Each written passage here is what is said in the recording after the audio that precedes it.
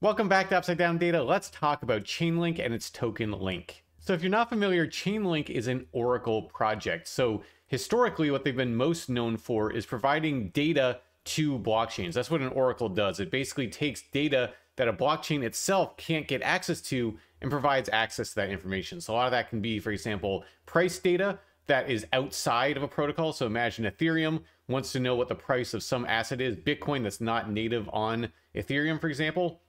This would provide that data. That's one of the things that Chainlink can do. But it's moved into other spaces as well. So one of the ones that has been talked about a lot is this idea of cross-chain communications. You might have heard of CCIP, Cross-Chain Interoperability Protocol. Basically, it's a system that allows any blockchain, public or private, to communicate with any other blockchain in a very seamless manner. And really the value proposition for the Link token is that the gas fees, so basically the fee you'd pay to transact using that cross-chain communication protocol, would be denominated in Link. So you basically need to be moving in and out of Link to use that system. And it's something that's been kind of a holy grail for a long time in crypto, this idea of being able to have any given blockchain be able to talk to any other given blockchain in a seamless way. So that's one of the things that people have been talking about a lot with Link. A lot of narrative hype certainly has been derived from that. So let's understand a little bit about where Link sits in terms of its market cap to better understand its price action. So one of the things that is important to note about Link is that it is a larger market cap asset. It's currently number 15, has a market cap of 11 billion, 11.3 billion. So what that means is that it's probably going to take more money to move the price of Link than a number of other assets. Basically, the larger the market cap of the asset, in general, the more inflows it will require to move that asset some amount, some percentage amount. You know, if you compare this to something that has a market cap of, let's say, under $1 million, it's going to require way lower in terms of absolute dollar terms inflows of money into that really small cap asset to move it some multiple versus Link, which will take more. And so when you take that into consideration, it helps to understand why Link has maybe been slower out of the gate than some other assets. So Link is currently up from the bottom back here in June, up about around 300% currently, up a total of about 364 so far in this bull market. So certainly nothing to sneeze about, but a lot of people are getting upset. In a lot of ways, Link is a very hated asset because people see this and they're not happy with that. They want more because they've seen other assets, generally speaking, much lower market cap assets, put in much higher returns so far. But the point I want to make is in some way that's expected, that Link is just going to be harder for it to move as quickly because more money is going to need to flow into it. And so when thinking about it from a portfolio perspective, what that probably means is that Link in some ways is going to be a safer asset, that it's less likely to crash as aggressively and severely as some of those smaller market cap assets. But it also means that its upside is probably going to be more limited relative to what some of those other ones are going to do. And that's kind of the inherent trade-off, risk versus reward. If you go into an asset that's a bit lower risk, you also need to expect a lower reward if it ends up paying out. And so I think that's just one important piece of context for this. Now, that being said, let's go ahead and talk about what some of the data are seeing about Link to explain a bit more about maybe why it hasn't moved as aggressively so far. So we're going to talk about some on-chain data. We're also going to talk about some of the data from our models that we have here on the channel and what they're seeing in terms of Link's risk and also its forecast. Okay, so let's go ahead and talk about some on-chain data first. So I think this gives a very interesting and useful perspective, but what's been going on with Link so far and maybe why it hasn't been moving up as aggressively.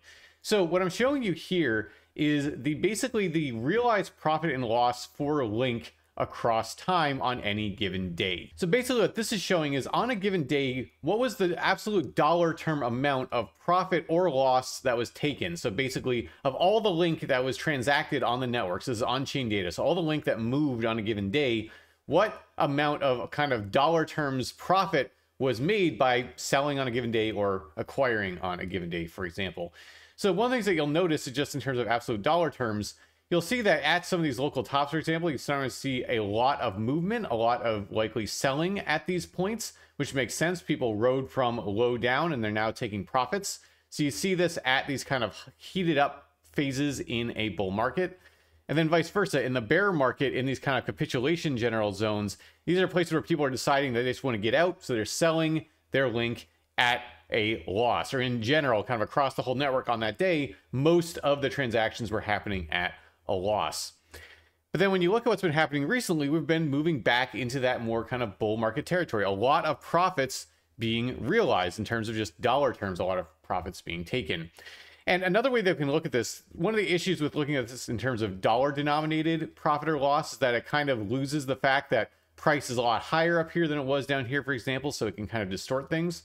So I'm actually going to show you a formula that I put together that's simply dividing the dollar profit and loss by the actual price of link. So this gives us actually a metric that's showing the number of link in aggregate, kind of the net number of link that are moving at a profit versus a loss. And so it helps to kind of normalize things a little bit better. But again, we still see a similar dynamic where a lot of link were moved in profit as we went up into these levels. And so in a lot of ways, that can kind of help us understand maybe what's going on here, where link moved up, but a lot of people are taking profits. And that means that a lot of selling pressure was activated. People bought down here, decided to sell up through here. And of course, when you have a lot of selling pressure, that's going to be deleterious to price. You'll notice on this metric, the times where you see big spikes on this metric are really places where you go into notable corrections. And so that is in some ways not surprising then that this time around a similar thing happened. A lot of people sold, so therefore you need new demand to step in, and you need to kind of absorb that new supply before you can then get to a position where maybe demand can overwhelm supply, push price to the upside.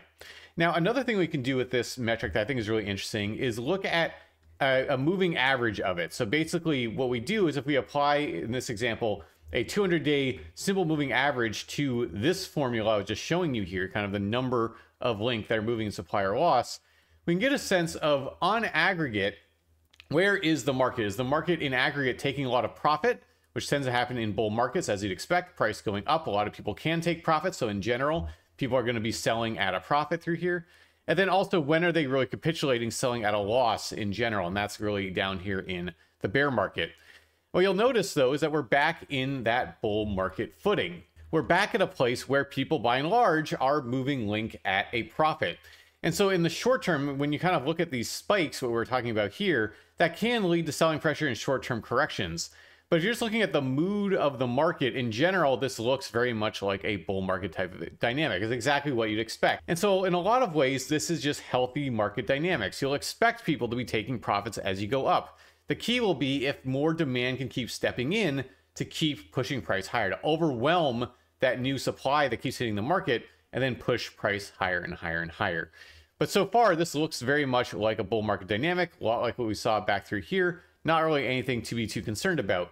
But in terms of the short term, it makes a lot of sense why we might have hit some roadblocks through here, because we did get these spikes in selling. So that's one thing that I think is useful from an on-chain perspective. Understand what were people actually doing? Were they moving, selling, likely at profit or loss? Gives some nice context. Okay, so now let's move on to some of what our models are seeing and what they're making of Link's recent price action. So this is our upside downside potential indicator, and it's the short-term version of that model. So it cares about moves that play out over days to weeks, and it's a risk model. So what that means is that if you're really high levels, that's just high levels of short-term risk, that in that kind of shorter term period, you might have exhausted much of the upside potential that exists, and it's much more downside potential that exists relative to that, and you generally then have some kind of a correction. Whereas when you're down at these really low levels, that can set the stage for these nice reversals back to the upside, or certainly acquiring at really low risk levels has generally speaking been quite advantageous going into that next phase of the market cycle.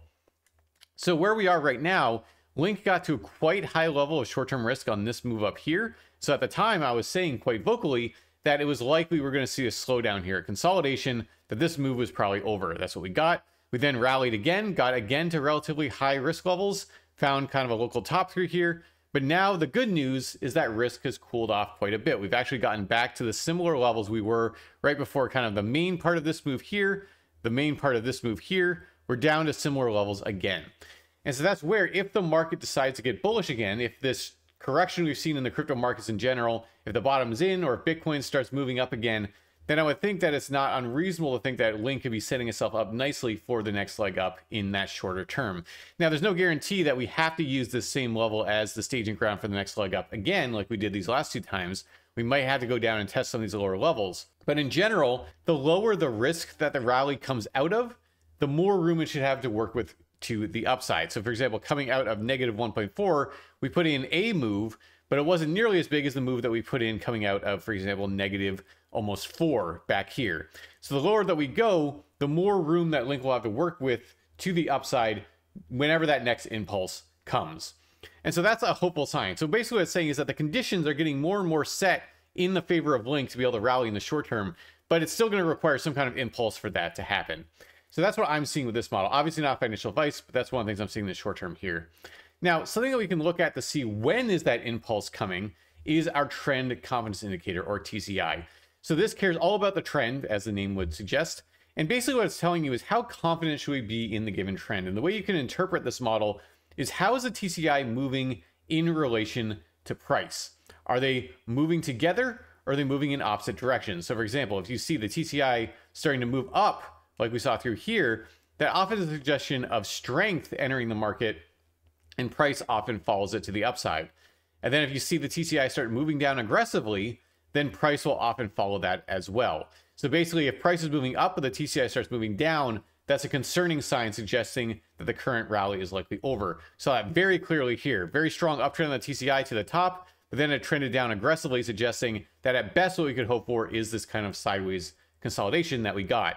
But then as you saw the TCI start aggressively moving back to the upside, price then followed it up. Now, notably, we saw again the TCI start to move down, suggesting again that the best we could hope for was this kind of sideways chop, which is what we got.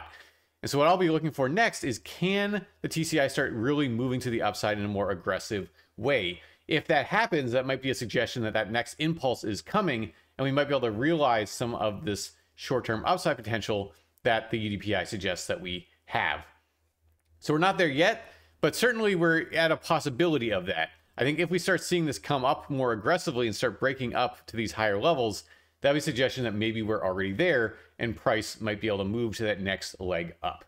So still too early to know, but that's one of the things that I'll be personally looking for. Now, the final thing I want to talk about in terms of our models is our forecast model. And the reason I like to look at this is this gives us a good idea of the medium to long-term outlook for Link. So the way that this works is it gives a probability. That's what it outputs. So anything between 0 and 1. And basically that's just a percentage chance of upside in 6 months. So if you see, for example, 96 here, that would say that the model is estimating a 96% chance that the price of Link will be higher than it is right now 6 months in the future. And vice versa, if it's all the way down, for example, at 0.1, that'd be a 10% chance of upside in 6 months. Not so great. So you see it does a really good job of capturing these dynamics. The bull market, where being bullish makes sense, and then flipping bearish as we got to the top and then into the bear market, suggesting very, very low levels of probability that we'd see upside within 6 months. But then importantly, it flipped bullish and mega bullish right here at the bottom. And indeed, we've had then an uptrend ever since, and it remains bullish. Currently 94% chance of upside in 6 months from its estimation. So it's not 100%, obviously, but it's a heck of a lot better than down here at 7% chance of upside. And so really, when I look at this, it still suggests to me that being bullish in the medium to long term on Link makes sense. Now, that's a separate question of whether or not it will outperform other assets. That's a completely different question. But just in terms of its dollar value, it still makes sense to be bullish medium long term based on this model. And so then to kind of wrap us up, I want to come back to that point I made a little bit earlier about where Link sits in terms of the broader market and what is reasonable to expect from it. I think a lot of people go into Link, they get really bullish because they see all these promises and the great things that are being developed, and they say, oh, well, that means Link must just go lead the market, must outperform everything, and just take over everything. But the reality is that that's not really how bull markets work. Bull markets are very narrative driven, and things that even aren't really building anything or have anything built that's all that impressive can still do very well. And part of that outperformance comes from those assets being smaller market caps, and they just happen to be the ones that catch on, that fit with some narrative. They will go and explode. Whereas something like Link, it can have narrative fit, it can explode, but it's still going to require a lot more inflows for it to do so than some of those smaller cap assets. And so when one is thinking about Link and where it fits in a portfolio, it basically, as I was saying before, it kind of seems to fit more of that niche of being maybe a bit more safe because it actually has products that are built, it actually is doing something useful in the crypto world and the world in general. And so from that perspective, you might expect it to have less of a chance of just going to zero, like a lot of really small cap assets could do. But then when you're thinking about the upside, it means that that's probably more limited than some of those other assets as well. So I think a lot of the anger and frustration directed at Link has been somewhat misguided in the sense that people don't seem to be necessarily thinking about it in that way. They tend to be thinking that it's just to be up only to extreme amounts only. That's not really necessarily the niche that Link is going to fit in one's portfolio based on that broader picture. Now, obviously, it's up to any individual investor to think whether or not that's worth it. If you think that Link is garbage and it's never going to do anything, that's totally fine. That's your choice. If you think that Link will go up over time, that's also fine. That's your choice. It's up to you is basically what I'm saying. And so what I'm saying here is not financial advice. What I want to give is that broader context. In some ways, the moves that Link have been making make sense. And so a lot of the emotion about Link in some ways, I think, is just that people aren't really thinking about it in that broader context. All right, if you like the content, remember to subscribe to the channel, give the video a like, and follow us over on X. A lot of updates from models and more over there. And you can go to our website, partydigital.io, to see live data from our models and more.